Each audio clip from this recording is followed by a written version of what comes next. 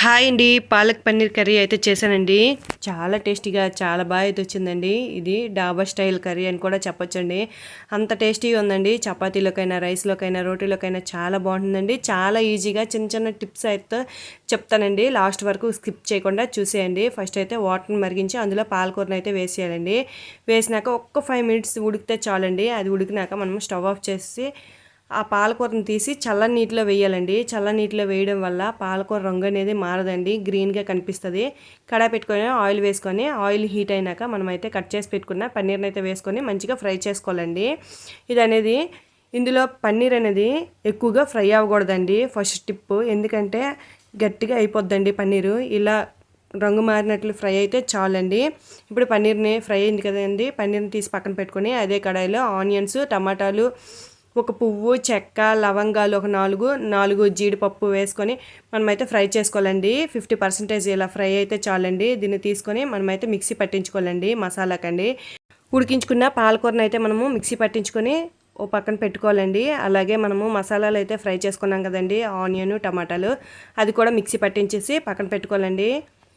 మంచిగా ఇవనేవి మిక్సీ పట్టించుకున్నాక కడాయి పెట్టుకొని oil add చేసుకోవాలండి. ఆయిల్ యాడ్ చేసుకున్నాక ఆయిల్ హీట్ అయినాక కొంచెం జీలకర్ర వేసుకొని చిటపటలాడినాక మనం మిక్సీ పట్టించుకున్న పాలకూరను వేసుకొని కలుపుతూ ఫ్రై చేసుకోవాలండి. ఇది అనేది పచ్చివాసన పోవాలండి. దీంట్లో పచ్చివాసన అయితే వస్తుందండి. ఫస్ట్ ఇది వేసుకోవడం వల్ల మనకి పచ్చివాసన రాకుండా ఉంటుందండి. తర్వాత మసాలా కూడా వేసి మనమైతే ఇది థిక్గా అయినంత వరకు మనమైతే కలుపుతూ ఫ్రై చేసుకోవాలండి.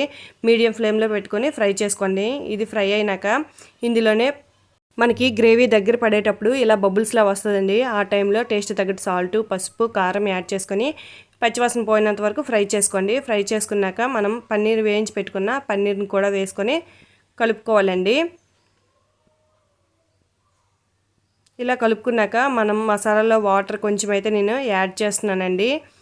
అలాగే ఒక చిన్న టీ గ్లాస్ వాటర్ యాడ్ చేసుకుంటే చాలండి ఇందులోకి, ఎందుకంటే ఎక్కువసేపు పన్నీర్ అయితే ఉడకవలసిన అవసరం లేదండి. ఇది కలుపుకొని కాసేపు ఉడికించుకునే దింపుకున్నట్లయితే మనకి పన్నీర్ కర్రీ అయితే రెడీ అయిపోతుందండి. చూడండి, పన్నీర్ అయితే చాలా దగ్గర పడిందండి.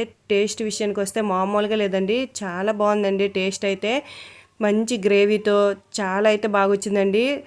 మీకు కూడా నచ్చినట్లయితే లైక్ చేయండి, షేర్ చేయండి, సబ్స్క్రైబ్ చేసుకోండి నా ఛానల్ని. ఈ మరిన్ని వీడియోస్ కోసం నా పేజ్ని ఫాలో అవ్వండి. Thank you for watching.